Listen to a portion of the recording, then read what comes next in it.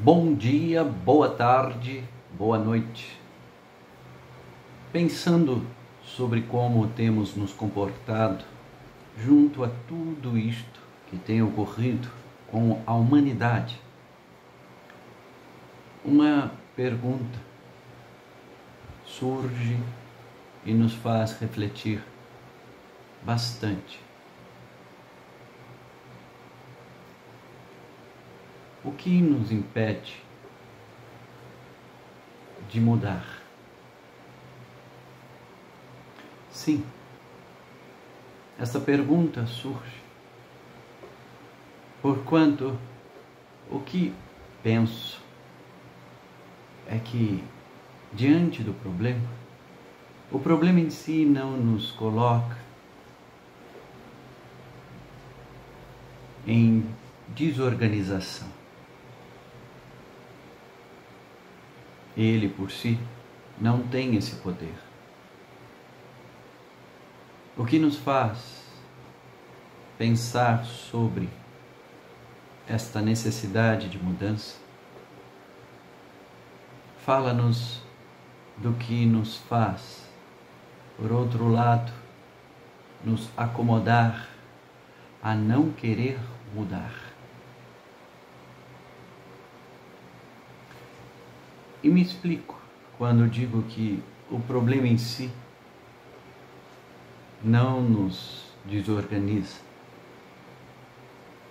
Mas tenho aprendido que quando, junto ao problema, nos sentimos de modo emocional, afoito, aflito, querendo de algum modo transformar aquele episódio em algo sensacionalista, dramatizar, isto fala de como estávamos vivenciando a nossa vida conosco. O momento em si, o qual sempre surgirá, se não for hoje, será amanhã ou depois de amanhã, vem para que tenhamos de forma natural, se é que podemos dizer deste modo, impelido pelas condições naturais do momento, a frearmos e a fazer uma manutenção, no nosso caso, psicologicamente, emocionalmente falando, uma reflexão.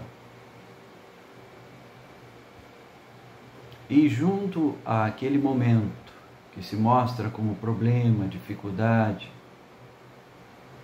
não podemos negar que ele mostrará, ou melhor, nos mostrará, naquilo que temos indubitavelmente vivido até aquele instante.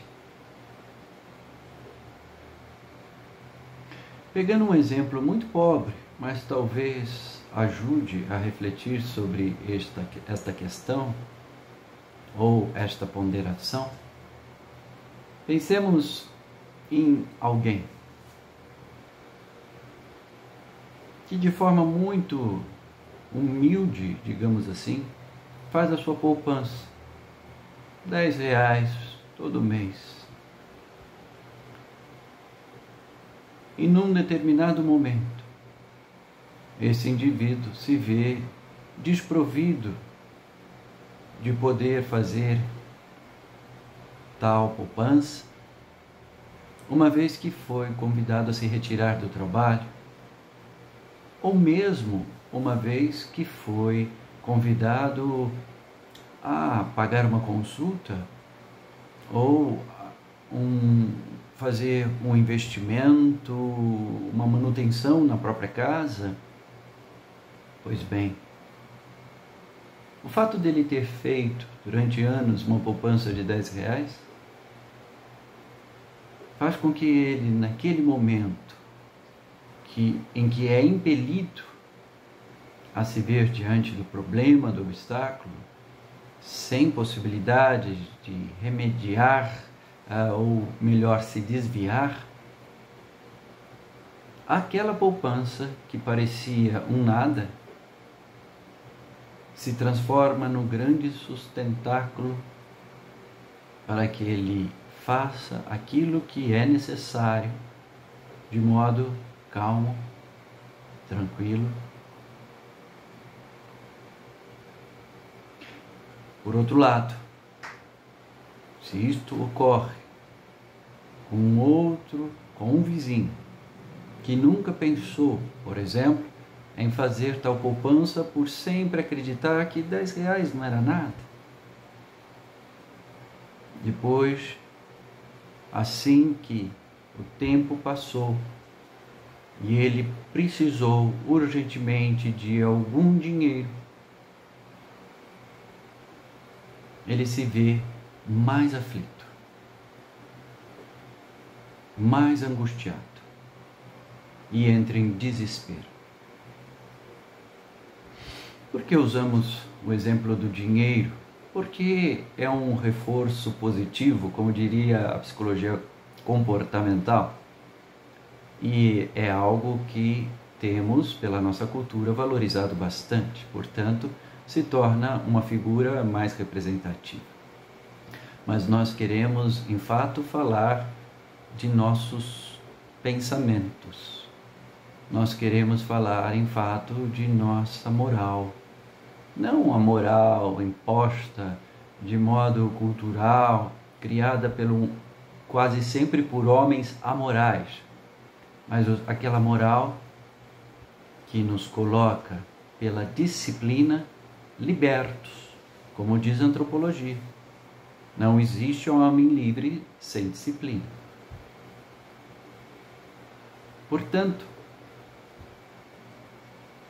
quando esta questão nos surge sobre o que nos impede de mudar,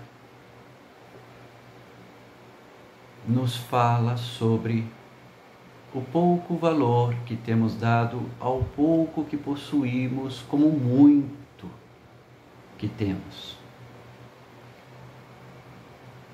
Porquanto o nosso pouco, muitas vezes olhado